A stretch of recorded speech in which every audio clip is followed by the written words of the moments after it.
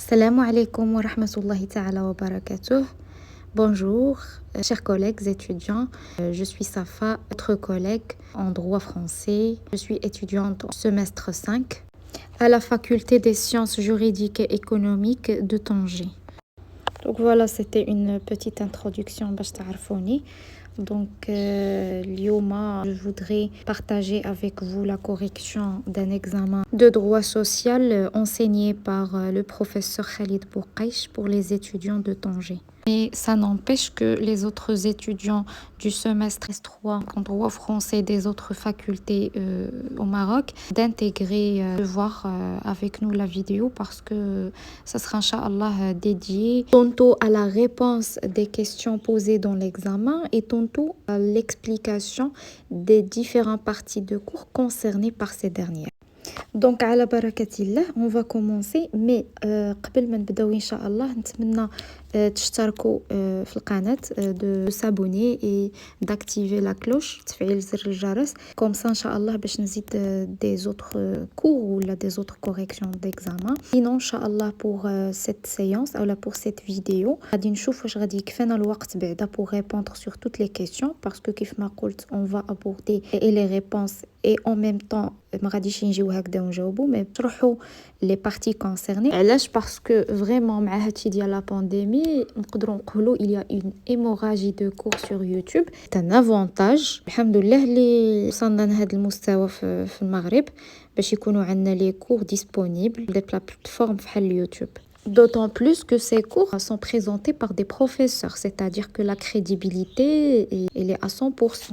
Mais en contrepartie, et le plus important, c'est de comprendre le cours ou نعرفوا كيفاش نوظفوه quand on est sous examen ou là un concours. C'est pour cela أنا بغيت نعمل معكم هاد la méthode هادي. Bon, أنا غادي نمشي معكم directement le deuxième sujet. بالنسبة le premier concernant le sujet de dissertation اللي بغانا نعاود نشوفوه إن شاء الله ensemble يخليها لي في les commentaires. Donc la première question, qu'est-ce qu'une mesure disciplinaire et quelles sont les différentes mesures disciplinaires prévues par le Code du travail? La première des choses اللي خصكم تعملوها ملي يكون عندكم une feuille d'examen. حاولوا تقراو ما امكن قبل ما تبداو تغيديجيو وقبل ما تبداو في لي ريبونس. فحال دابا هاد لو سوجي عندنا دو سوجي او شوا يعني اما لا ديسsertation اما لو دوزيام سوجي اللي هو les questions directes. Donc si vous optez pour le deuxième sujet de questions directes, il est demandé par le prof de répondre aux 3 questions de votre choix. أنا في الوقت ديالي ما قريتش هاد لا فراز هادي ومشيت جاوبت على لي 5 questions qui m'a pris beaucoup de temps et ما خلانيش نتكونسونطرا seulement sur 3 réponses اللي كنت غادي نعطيهم beaucoup mieux que 5 questions. Donc اتفقنا على هادي. حاولوا تقراو مزيان لا فeuille d'examen en haut et en bas ou entre les lignes. La deuxième des choses, c'est souligner ce qui est demandé.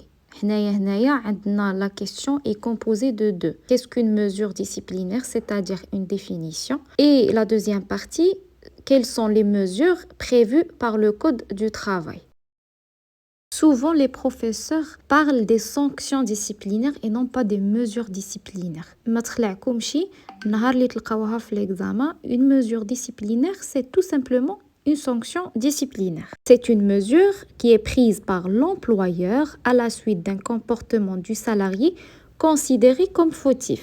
Donc هذه هي la réponse. Mais أنا دابا غادي نزيد نديفلوبي معكم شوية باش نزيدو نشوفوا هاد la partie ديال le. Donc كيف ما قلت prise par l'employeur à la suite d'un comportement du salarié considéré comme fautif.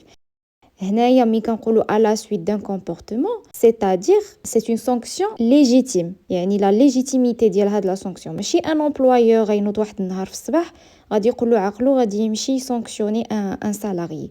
Non, ça se fait pas comme ça. Donc la loi interdit des sanctions pécuniaires ou discriminatoires. Donc la sanction doit être pour motif valable. Maintenant, pour la deuxième partie de la question, quelles sont les mesures disciplinaires prévues par la loi? Donc, il faut se référencer à l'article 37 du Code de travail marocain qui prévoit un ensemble de mesures disciplinaires prises par l'employeur à l'encontre d'un salarié fautif. Et ces fautes sont des fautes non graves. Donc, la réponse d'Yalcom, vous pouvez citer les 4 sanctions prévues par l'article 37 en plus de licenciement. Donc, en total, nous aurons 5 mesures disciplinaires. Maintenant, pour parler un petit peu de ces mesures disciplinaires. Elles se répartissent en 2 catégories. Et le critère de distinction ou de répartition, c'est l'effet immédiat ou non de la sanction sur la présence, la fonction, la carrière et la rémunération de ce salarié sujet de la sanction. Autrement dit, كنهضروا على جوج ديال les catégories. فاش كنهضروا على l'avertissement et le premier blâme, كنهضروا على des sanctions dites simples ou bien mineures. Parce que l'effet ديال هاد la sanction sur le salarié n'est pas vraiment significatif.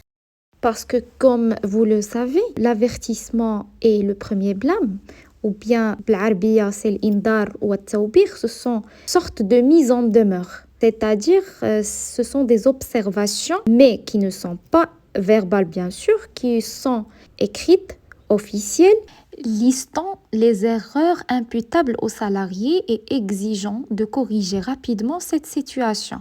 C'est pour cela qu'on parle des sanctions simples ou bien des sanctions mineures.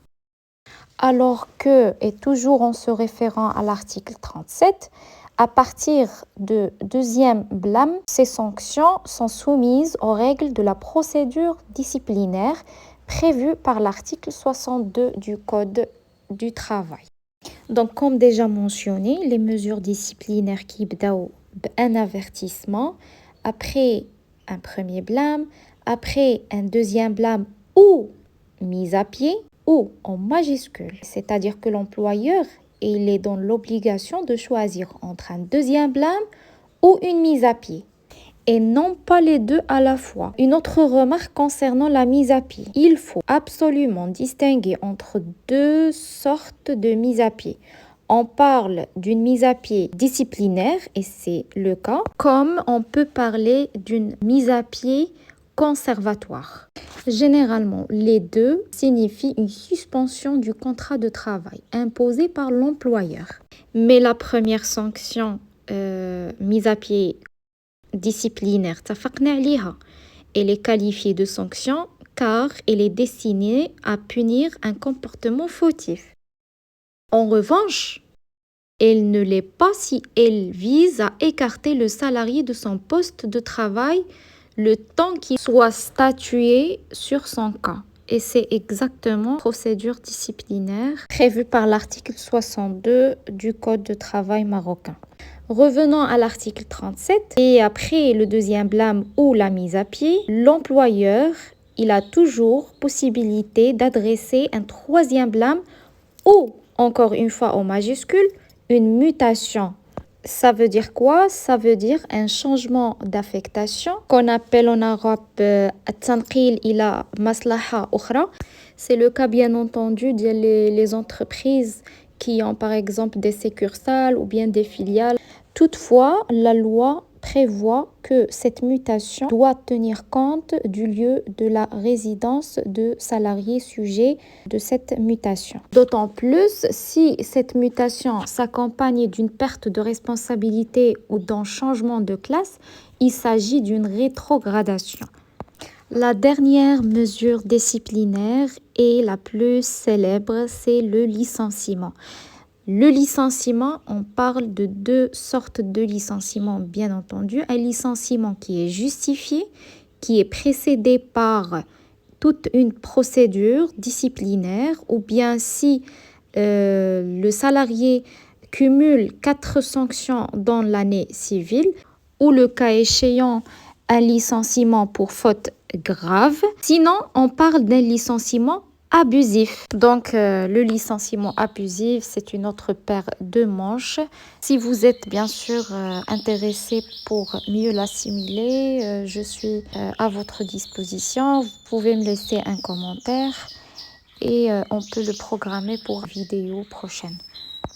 Un dernier point que je ne veux pas louper avant de passer à la deuxième question, l'article 38. Donc l'employeur, il est tenu de respecter et d'appliquer ces sanctions disciplinaires graduellement, c'est-à-dire bitedrij. Il ne peut pas passer par exemple d'un avertissement à un deuxième blâme ou une mise à pied directement. Il faut aller étape par étape. Sinon, et même si l'employeur il avait raison et le salarié en question, il mérite d'être écarté. Il faut que vous sachiez très bien que la législation marocaine relative au travail, il est toujours en faveur de la partie faible des relations individuelles du travail, ce qui est le salarié. Cette législation se base sur un principe très important, celui principe de faveur. Nous d'abord la deuxième question. Qu'est-ce qu'une logique assurantielle et une logique assistentielle de la sécurité sociale? Donc, pour répondre à cette question, on va l'introduction le cours magistral. Donc, vous avez vu que l'appellation droit social recouvre deux branches autonomes du droit. C'est le droit du travail et le droit de la sécurité sociale. Et حنايا في هذا الكور ديال S5 ما كنقراوش le droit du travail, كنقراو le droit social, c'est-à-dire كنقراو هاد les deux branches. Mais le droit du travail هو la partie la plus importante, li kbira et tout ça. Maintenant, le droit de la protection sociale ou bien le droit de la sécurité sociale. شنو كنبغيو نقولوا بعدا la protection sociale et c'est quoi la différence entre la protection sociale et la sécurité sociale parce que ce sont deux notions qui sont différentes. Donc la protection sociale c'est un ensemble des mesures par lesquelles une société donnée entend protéger les individus contre les risques sociaux ou bien ce qu'on appelle les aléas de la vie comme par exemple le chômage, la vieillesse, les risques liés à la santé comme les maladies, la maternité, les invalidités, etc. Quant à la sécurité sociale, c'est une institution qui a pour fonction de protéger les individus maintenant des conséquences de ces risques. Donc, le point commun entre la protection sociale et la sécurité sociale, c'est bien évidemment la protection contre le risque social. Maintenant, quand vous remarquez sur le schéma, ce droit de la protection sociale, il est organisé en branches et il englobe des régimes de sécurité sociale, soit un régime assurantiel, soit un régime assistentiel, soit un régime dit mixte. Parce que ce droit, il est historiquement traversé par deux grands courants. Un courant bismarckien, c'est une base professionnelle. Ce sont les cotisations et les retenues par l'employeur qui sont versées puis gérées par une caisse puis restituées sous forme de prestations lors de la survenance d'un risque. Donc ici on parle d'une assurance obligatoire et que seul le bénéficiaire et ses ayants droit, c'est-à-dire le salarié et ses ayants droit, sont les bénéficiaires. C'est alors le modèle assurantiel. Le deuxième courant traversant l'histoire du droit de la protection sociale, dit le courant biverdygien. Il ne distingue pas entre un contributeur et un bénéficiaire. La protection doit viser tout individu. Il s'agit tout d'abord d'un prélèvement d'une part des revenus, puis ensuite une redistribution des fonds recueillis aux populations démunies. Donc le financement de ce modèle assistentiel est assuré par voie de l'impôt. Enfin, le droit de la sécurité sociale marocaine repose sur une base professionnelle assurantielle et s'est inspiré des perspectives biverdigiennes assistentielles, une protection de tout contre les risques sociaux. C'est le cas de Ramed. La troisième question, qu'est-ce qu'une période d'essai, sa durée, les conséquences de sa rupture et comment peut-on la différencier de la période probatoire? Tout d'abord, il faut savoir que la période d'essai est une clause facultative Et je suppose que vous avez vu, bien sûr, les clauses facultatives avec votre professeur. C'est une clause insérée dans le contrat de travail lors de la formation de son contenu. C'est-à-dire que les parties au contrat sont libres de la déterminer. Et il faut souligner également que c'est la seule clause facultative réglementée par le Code de travail. Donc, c'est quoi une période d'essai? Il s'agit d'une période de travail effective et d'exécution normale des obligations réciproques qui permet à l'employeur de tester les aptitudes du salarié et à ce dernier d'appréhender l'intérêt qu'il trouve à travailler dans l'entreprise. Donc, on peut dire que c'est un test mutuel. Soit je donne satisfaction, soit non.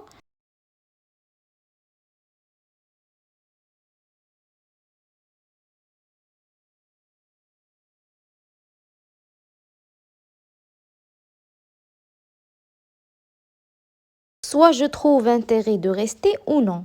Le cas échéant, mettre fin au contrat. Pour les durées d'essai, je vous recommande vivement de consulter les articles 13 et 14 du Code de travail. Retenez bien que la rupture de l'essai, elle est sans indemnité ni formalisme. L'originalité, pendant cette période, chaque partie a la faculté de rompre le contrat à tout moment. Pour autant, la rupture à l'initiative de l'employeur donne lieu à des obligations en cas si le salarié a effectué au moins une semaine de travail. Dans ce cas, la cessation du contrat de travail, sauf en cas de faute grave bien sûr, ne peut avoir lieu qu'en donnant au salarié l'un des délais de préavis prévus dans l'article 13 du Code de travail. Ainsi, les autres droits comme le règlement des salaires dus pour la période d'activité, une indemnité de congé payé, lui remettre un certificat de travail et lui délivrer un reçu pour solde de tout compte. Donc, c'est justement les conséquences de la rupture de la période d'essai. Maintenant, quelle est la différence avec la période probatoire? Donc, comme son nom l'indique, des clauses sont dites facultatives parce que les obligations qui naissent de ces clauses ne sont pas nécessairement appelées à s'exécuter en cours de la relation de travail. Mais la finalité, c'est de maintenir en quelque sorte une stabilité de l'emploi. Vous pouvez trouver des clauses relatives à l'exécution du contrat, comme la clause de dédit formation, la clause d'exclusivité, la clause justement de la période probatoire ou ce qu'on appelle la période d'adoption. Nous avons également les clauses relatives au lieu de travail comme la clause de la mobilité géographique, les clauses relatives à la rémunération comme la mise à disposition d'un logement de fonction, de la véhicule de service. Vous pouvez trouver des clauses relatives à la rupture du contrat de travail comme par exemple la clause de préavis contractuel.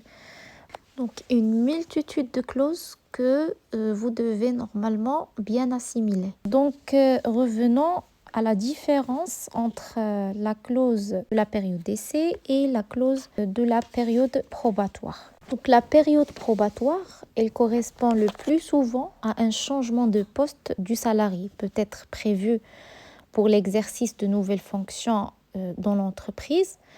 Et donc à ne pas confondre avec la période d'essai parce que ce n'est ni le même contexte ni le même régime juridique.